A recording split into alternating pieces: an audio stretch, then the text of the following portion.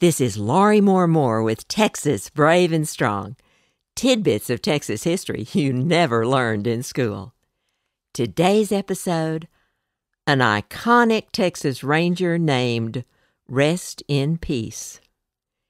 If you had to guess how a tough Texas Ranger of the 1800s would earn a name such as Rest in Peace, you might assume it was because he'd sent so many bad guys and fearsome Indians to their graves to rest in peace. You'd be wrong. I'll tell you the actual story in just a few minutes.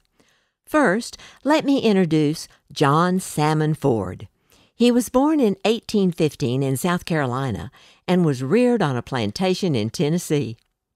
He studied medicine beginning at age 16.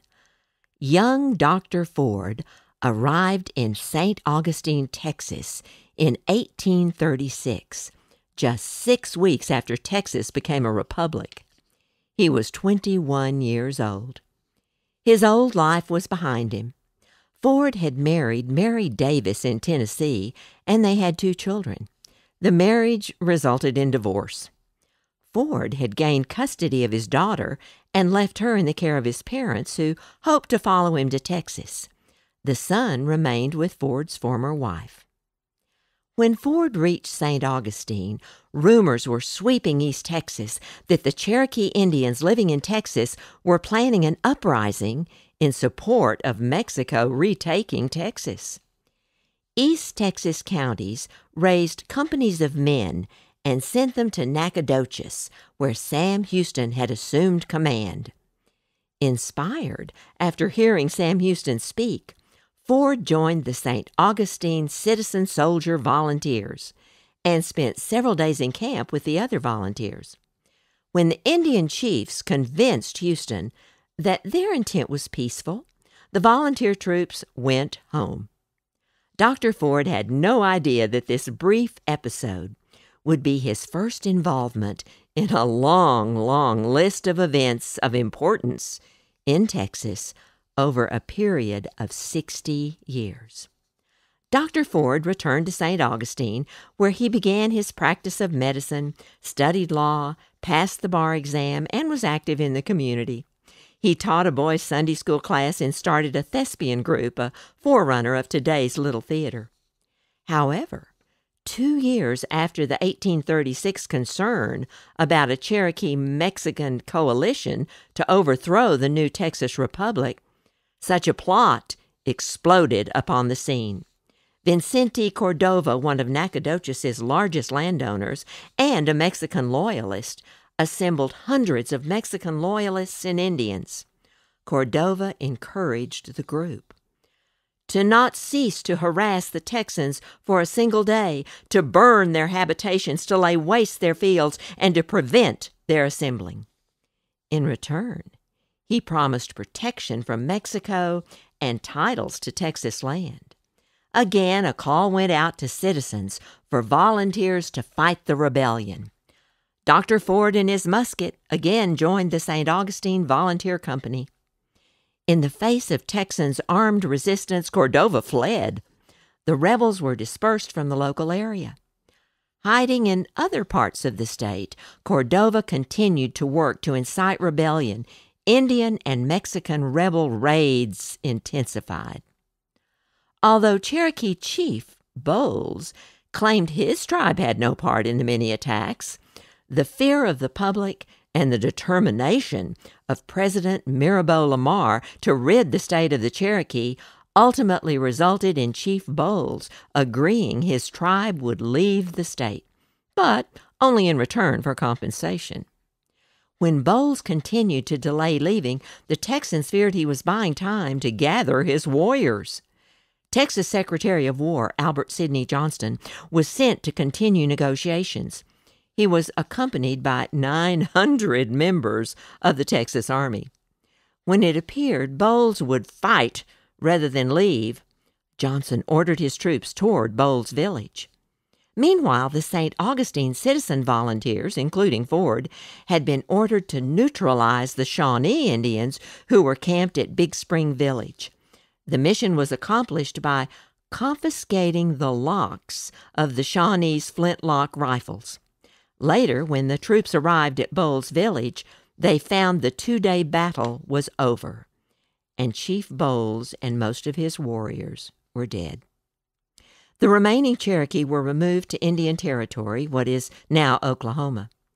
Dr. Ford returned to his St. Augustine medical office on Columbia Street, where he made house calls for $2 and wrote prescriptions for ipecac, quinine, and calomel. A surgical bill to a Mr. Lewis for $50 reveals Ford removed a piece of bone from Lewis's son's brain and provided post-operative treatment. 6 years later, in 1844, Ford successfully won a place in the Texas House of Representatives, where he served on the committees for Indian Affairs and Education. He also bought and edited the Texas National Register newspaper, subsequently changing its name to The Democrat. The following year, he married Louisa Swisher. In May of 1846, Louisa became ill. Ford ignored his newspaper duties to nurse her. After a brief illness, she died at age 27 on August 5, 1846, and was buried in Section 1 of the old grounds of Oakwood Cemetery in Austin. Ford was distraught.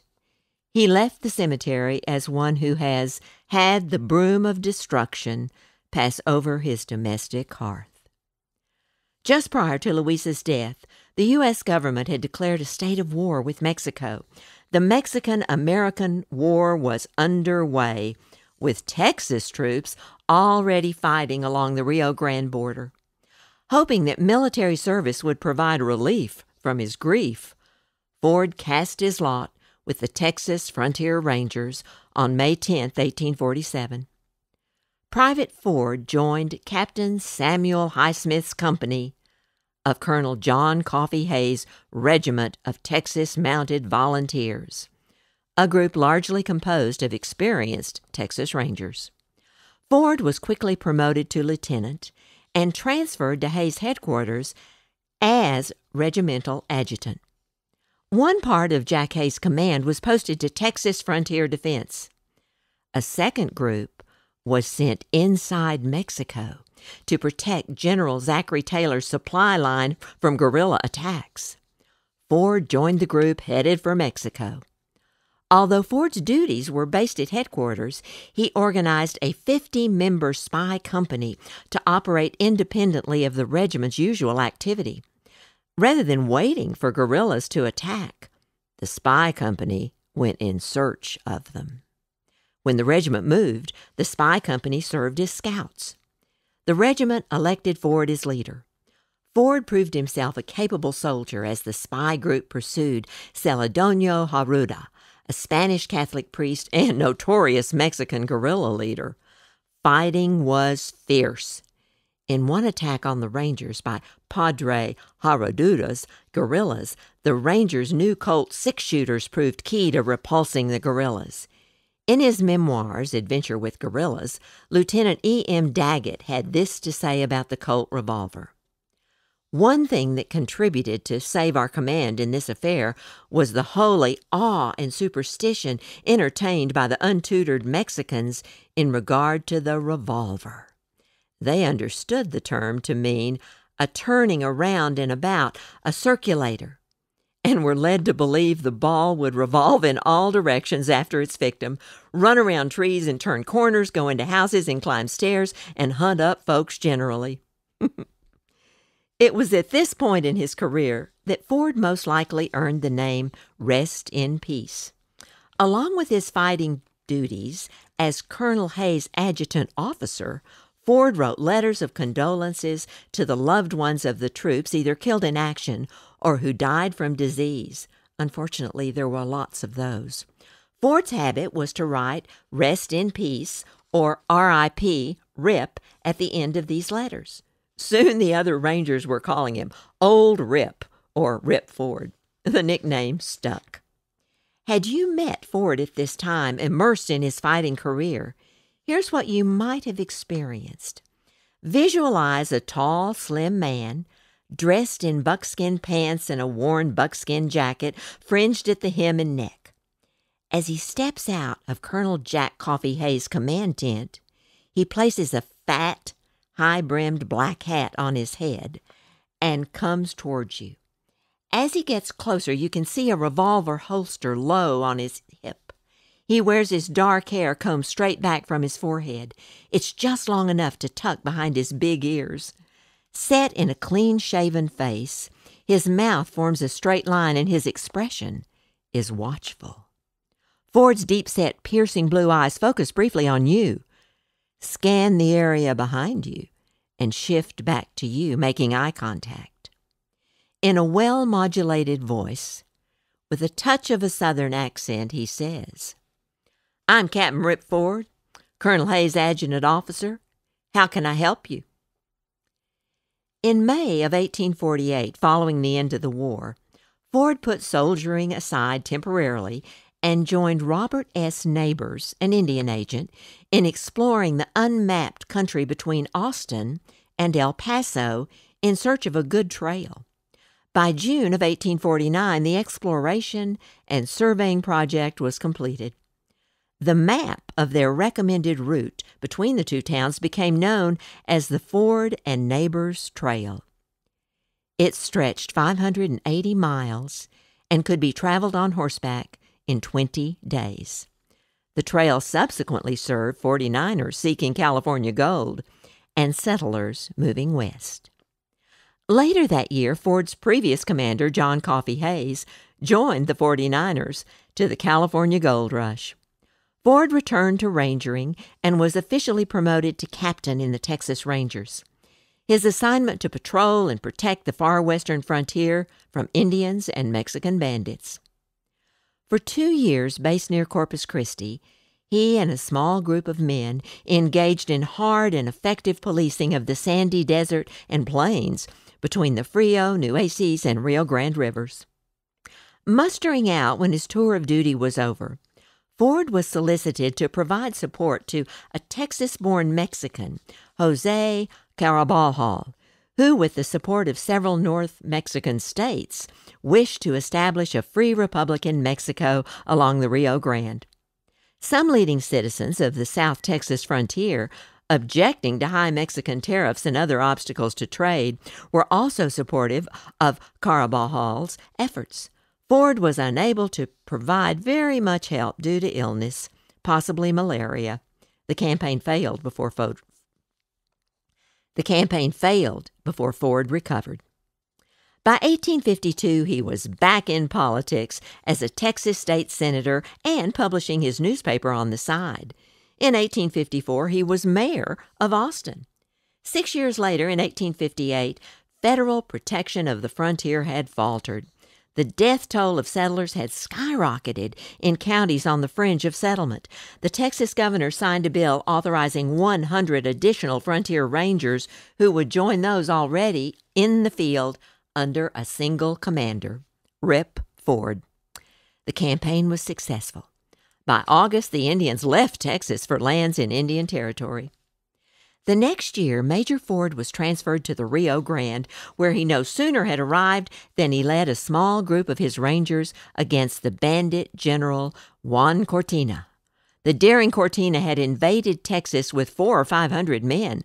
By theft, murder, and cattle rustling, the bandits terrorized the entire southwest of the state for months, even taking over the town of Brownsville.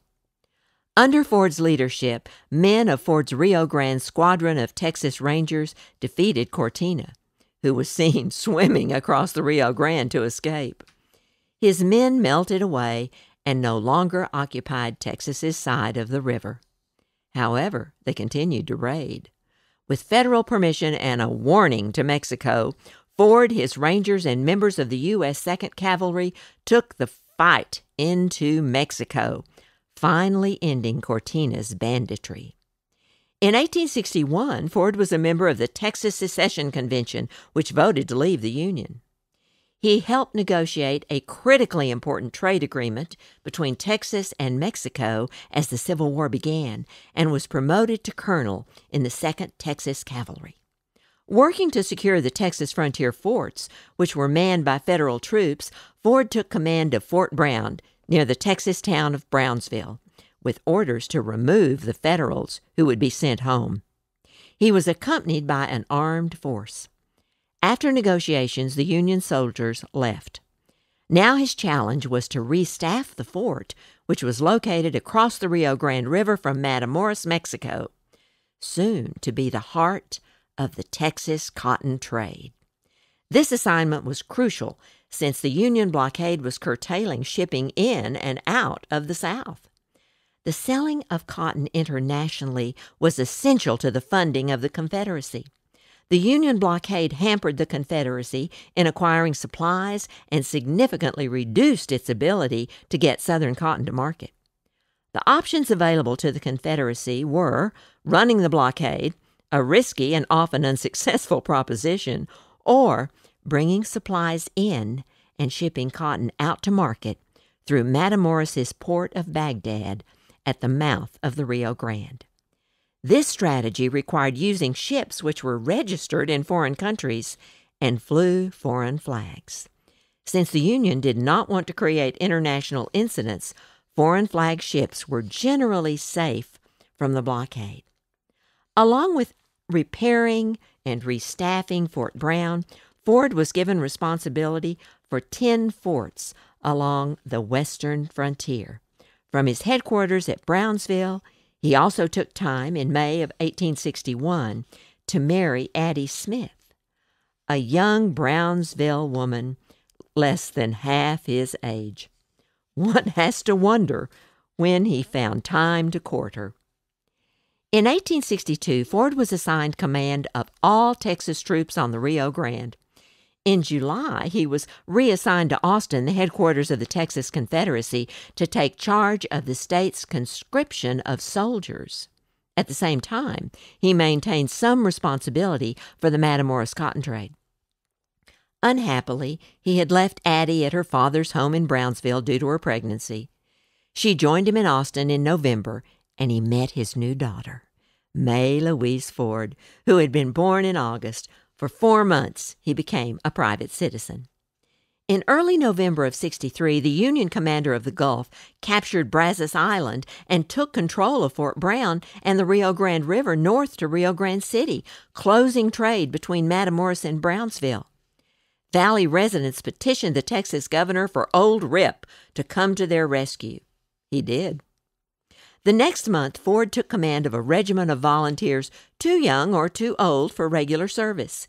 He named this regiment the Cavalry of the West. Shortly thereafter, Ford was promoted to brigadier general. By 1865, the Civil War was winding down. The Confederacy's surrender took place at Appomattox on April 9, 1865. By May 11th, more than a month later, word of the surrender had still not reached the Confederates in far southwest Texas. The commander of a Union camp on nearby Brazos Island sent 300 Union soldiers to take possession of Brownsville.